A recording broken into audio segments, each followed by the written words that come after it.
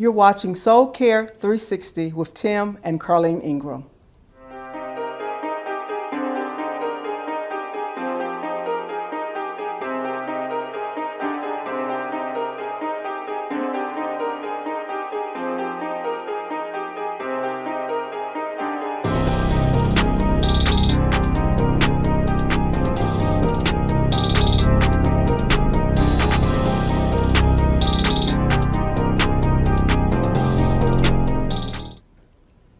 Welcome to the show.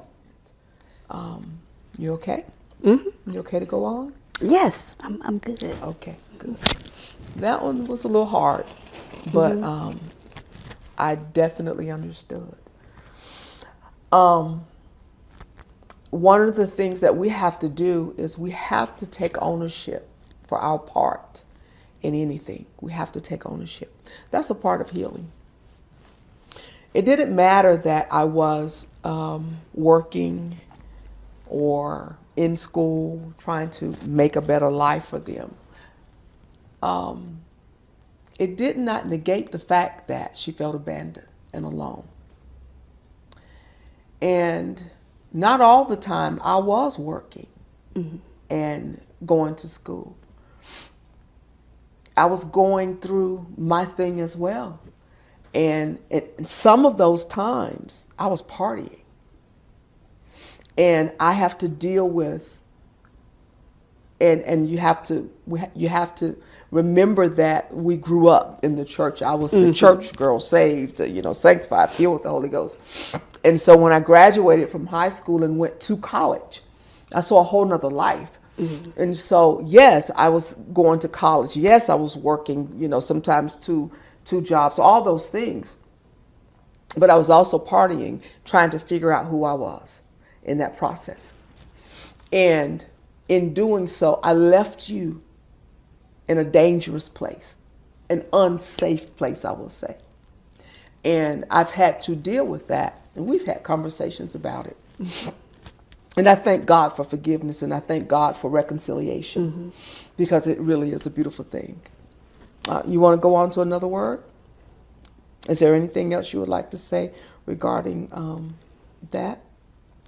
Being in that place, that space, in your grandparents' home, which are my parents. Yes. There was a commercial that used to come on TV. And I remember we would be laying on the ground in my grandparents' room watching the floor model TV. And it was a commercial that had a lot of different songs on it. And one particular song that always just choked me up, I think it's by Bill Withers, Ain't No Sunshine When She's Gone. For years I could not listen to that song without crying. Because, are you serious? Yes, it was just maybe 2-3 years ago that I was able to listen to it without crying, without changing the channel. Oh, wow. Yes, it would just tear me up each time.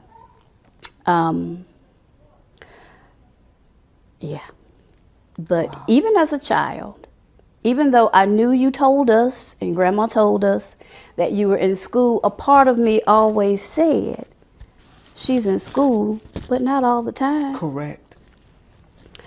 And you're a young girl. I was and a little girl. You're already processing. You're already rationalizing and putting 2 and 3 together. Right. Girl. And I remember saying that. I said, I know Mama's in school, but not all the time. That's true. That's true. Remember, I was trying to escape some stuff too. I know. I know now. Serious, right. Right. Some serious stuff. I was trying to escape and just trying to figure out, oh my God, who am I? Why am I here? All those types of things. One of your siblings, my only son, biological son,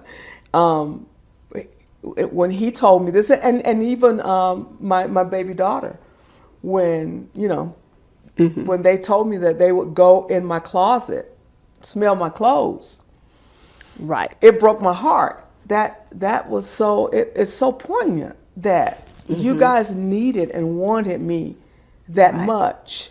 And you would go and sit in the closet and sniff my clothes because you needed to be near me. That's true. And I meant to mention that, but I got caught up in tears. That's okay. Yes, because we weren't always with our grandparents, Right. because there were times when you did come and get us. But even in you getting us, I was happy, but you still had to go to work, which meant you had were to go still back. gone. Yeah. And I remember doing that exact same thing. I remember you had this brown and black sweater, and I would go in the closet and sniff it. It was hanging, and it had the smell of your perfume on it. And that would comfort me for a while. And then I would come out and go and play and whatnot. Be okay. And be okay. Wow. And I remember being so happy when you got off of work and came home. Yeah. Yeah. I know that parents have to, you got to work because you got to pay bills. But yeah, I missed you. I used to cry because I wanted to see you. But now I get to see you every day. Yeah, isn't that something? I actually was going to say, Right. actually going to say that. It is so, God is just, you cannot trace him. you can't fathom what he's going to do except bring you full circle to his promises. And you now live with us. And it is it's such a beautiful thing that you're there. So you see me all the time and I see you all the time. And then if we don't want to see each other, we don't see each other. But here it is, the one that long to be with me. It's the one now that I depend on so much. And she's such a blessing to my home, to our home, to Tim and I. And we are a blessing to her. And so even in all of the dysfunction and all of the traumas and all of these things that we've gone through, when we allow reconciliation to take place, it is really a beautiful thing. Like she said, I see you all the time now. And I'm downstairs, Chanel, ma'am. But it's beautiful. And I'm so grateful that you are able to forgive me. And I'm so grateful that I had the wherewithal to ask you all to forgive me and not make excuses, but just forgive me, for not being there for you. And so it is so important that there's an understanding that there's cause and effect. And whether it's by default or design, we injure people. Right. And if we're not really careful about the decisions that we make, we can just leave bloody bodies all over the place. Right. I want to say something Go about ahead. that.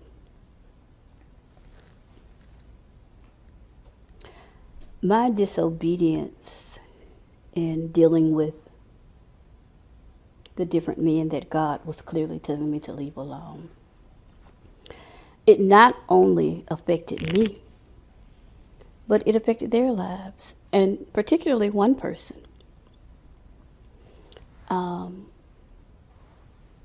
Had I listened to God, not only would I have been able to avoid heartache, pain, depression, That's good. so would my ex-husband. That's good. Because of my disobedience, I caused him pain. I caused him heartbreak. Right. Right. So, yes, our decisions, they don't only affect us. Yeah. They affect everyone around us. And what you just did and what you just said, it just speaks to who you are as a person. Adrienne is one of the most caring people that I have met, but she's had walls up all of her life. And I've just watched God just allow her to be able to be Adrienne. And she's such a creative, and she's such, she has a big personality. And her personality is funneled through her expressions, what you see here is really what you get. This is who she is. This is who she's always been. And what I really love about that is, as a young girl, even being traumatized, even being molested, even being abandoned, you always considered yourself queen. Where did that come from? How could you muster up? And now everybody talks about queen, queen, queen. Mm-hmm. You're 40 something years old, right? And when you were a child, mm-hmm. you always called yourself Queen Adrienne. I did. That came from me not liking my nickname. I love it now, but my grandfather, my late grandfather, mm-hmm. he called me Aja-Bug. Yeah. I didn't like Aja-Bug when I was little. And I thought everyone else has great nicknames, but me. I said, well, since I don't like what he's calling me, I'm going to make up something that I do like. I am Queen Adrienne. And I would always say, Queen Adrienne, Queen of Queens. Oh, wow. See, I learned something new today. I didn't know that. Right. But, you know, my dad, mm-hmm. He loved you, mm-hmm. you know, so it wasn't a derogatory name. It was actually a term of endearment mm-hmm. from him. He loved my children. Yes, he did. And the relationship that you guys had with my dad, it could be a little. My dad was he had a big presence, but yeah. And one thing I wanted to say about my mm-hmm. dad was that what he wasn't able to give me, what he wasn't able to show me, and what I didn't get from him, he lovingly shared it with you guys. Mm-hmm. For some reason, I guess maturity mm-hmm. and understanding, you know, he was able to show you guys the love that I never received as a little child from him, in my mind. Mm-hmm. You know, and the love, I'm sure my parents was, okay, you got a house over your head, you got clothes, you got food, you got transportation, mm-hmm. you know, so hey, that's your love, right. You know. You know how that thing is. Mm-hmm. So is there anything else you would like to discuss? There were some more things on here. And the reason I said eating disorder is because that was a huge part of your, and I know you were like, it was a huge part of your childhood. I remember specifically you dressing up to clean up. Mm-hmm. Well, first of all, you would always clean up in heels. and before there was a Blanche Devereaux, this was Blanche Devereaux, I kid you not. She would sweep with heels on. She was actually the smallest child that I had. And she had this huge fear. Oh my God, I don't want to be big like my mom. I don't want to be big like everybody in the family. I don't want to be fat. And so that then caused some dysfunction in your eating and how you saw yourself. But she was prissy, always feminine, sweeping the floor with high heels on, and all of this, she had it. So talk to me about that. I wouldn't say I had an eating disorder, but it was definitely borderline. Okay. And now that I'm older and remembering my childhood, it goes all the way back to when I was a very little girl. And no matter how much I ate, I could never get full. And so I would walk around and I would ask my grandmother, Grandma, can I have a bread? Not a piece of bread, but I would always say, Grandma, can I have a bread? Can I have a bread? And I would just eat bread all day. As I got older, I was terrified of becoming fat. Mm-hmm. So I would almost starve myself at times. Mm-hmm. I would go on these crash diets. Oh, I'm eating nothing but eggs for a week or two. And I would over-exercise. Yes. Over-exercise. And then there were moments where I was so hungry, I would just sit and binge. Well, that is a full blown. Yeah, I'm actually waiting for you to come to the realization. It wasn't borderline. No, it wasn't borderline. You actually had an eating disorder. Yeah, and so I would binge. Yeah. I Never purged though, but definitely binge. Well, actually, I tried that once. I had an acquaintance in school, in high school, and she'd lost a ton of weight. And I wanted to know how she'd done it because I was determined not to get fat, even though I did. And she told me that when she ate, she would spit up. So I said, okay, I'm going to try that. Honey, I tried it one time. Thank God that I did not become hooked on that. Right. I hate vomit, so that wasn't going to work for me. But I did try that once, and that was it. Okay. But yeah. What is your relationship like now with food? It's a struggle. Yeah. I'm much older, and losing weight is always on my mind. I know that with a lot of excess weight and me being so short, it can cause a lot of health issues. Thank God He has spared me from having these health issues. And I want to keep it that way. Yeah. So it's always on my mind. But what I like about what you're doing now, and you've always had this fascination with certain things. Like I said, you're a crafty person. And what I really like about what you're doing now is the intentionality of putting good things in your body, the juicing, the eating vegetables.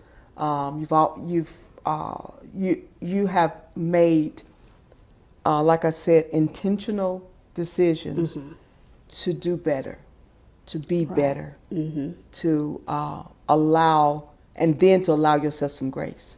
Right. And that's what I love about the journey that you're on right now. And she even has me juicing, and I'm thinking, juicing has been around forever. Why am I just now embracing it? Well, you know what? Your mind has to change. And so with both of us wanting to live a full life, right, a life that's of quality, I have an amazing husband now, and I want to be with him, right, and here with my children and my grandchildren for as long as possible. So anyway, I love what we're doing, and every little bit is a good step. Right. Never negate the little steps that we take, to make healthier decisions in our lives. Yeah. All right. So we've talked about so much, and I'm going to get ready to bring this particular conversation to an end. But I want to ask you if you could do anything different in your life. And if you have any advice, okay, first thing, if you could go back and do something different, what would that be? And then what advice would you give to the audience, the people who are going to be seeing this interview? What advice would you give them about walking out of dysfunction or walking out of peril, actually?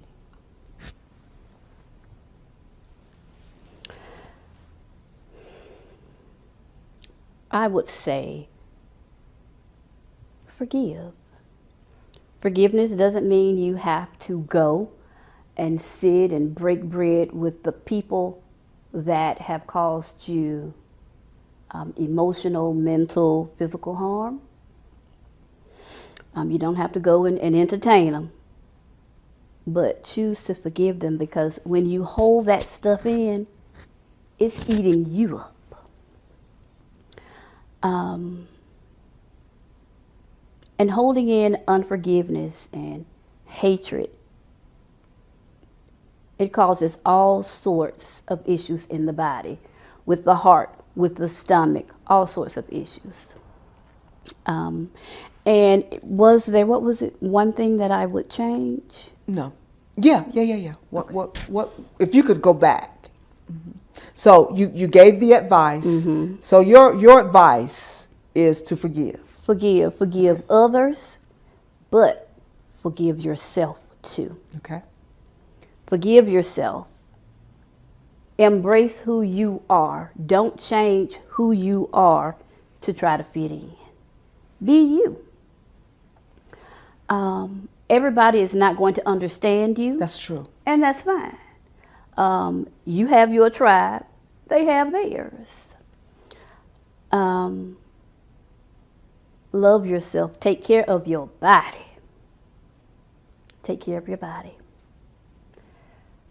Reach out for help. If you need counseling, if you are experiencing grief, go and get some help. I'm going to say this and then I'm going to wind it down because I know we have to go. But for years, I grieved because of loss of babies, pregnancies. I had miscarriages, and it was terrible.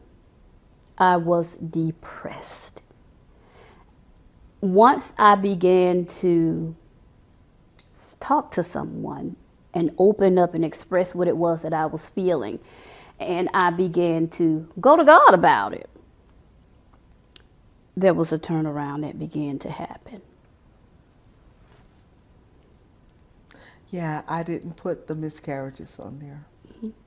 And just, speak to it from my perspective, I had no clue you were depressed and grieving.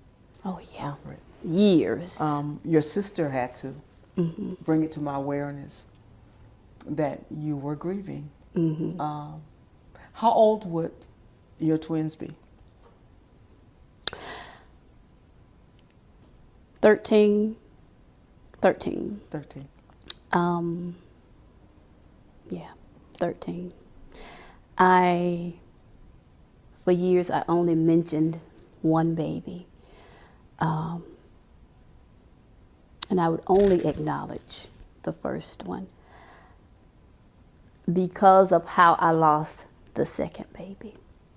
It was only in the last 2 years, I think I came to you and mentioned it to you. I held that in for so long. And I felt guilty. Guilty about it. But, yeah, 12, 13. Well, Adrienne, thank you. You're welcome. Thank you for being who you are. Thank you for being, you're like a bouquet of flowers. Oh. No, I'm serious. You're a blessing. And I really do appreciate you being here. And what I love about us being able to talk, there is no rush. There is no, someone's got to get a point over. This was good for the soul.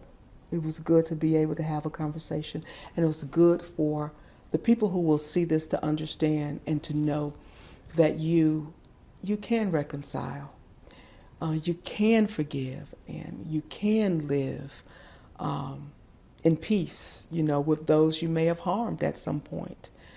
Forgive yourself, and when someone is saying to you, this is how they feel, don't make it about you. Allow them to express what they experienced, and allow them to stand in it. Allow them to experience it, and not try to defend and to make excuses or to say, well, I did it because of. It doesn't matter. What matters is what they experienced. And so when you will allow that person to have that freedom, then what that does is it allows that person to be healed, to be made whole, and then your relationship can be mended, if that's in fact what you want, because that's a choice. One more thing? I wanted to make a correction. Okay. They would have been 15. Okay. I was thinking 15. about that. Yeah. I thought so. So I know one was named Catherine Carlene. Catherine Carlene. And the other I named Christina Carlene, if it was going to be two girls. And had it the second been a boy, his name was going to be Emmanuel Carson. So even in the rage and the anger and all of that stuff that she felt towards me, she still loved me enough to want to name the baby after me. Beautiful. Thank you so much, Adrienne. You're welcome. Thank you for being transparent. Thank you for talking to the people. Thank you for trusting me with your story. There's so much more. We literally just surfed. The other parts, we literally just, this was a surface conversation. And so look forward to more, you know. Thank you so much for joining us at Soul Care 360. We are so glad that you have tuned in. And with that, we're going to say, go live your life and be free.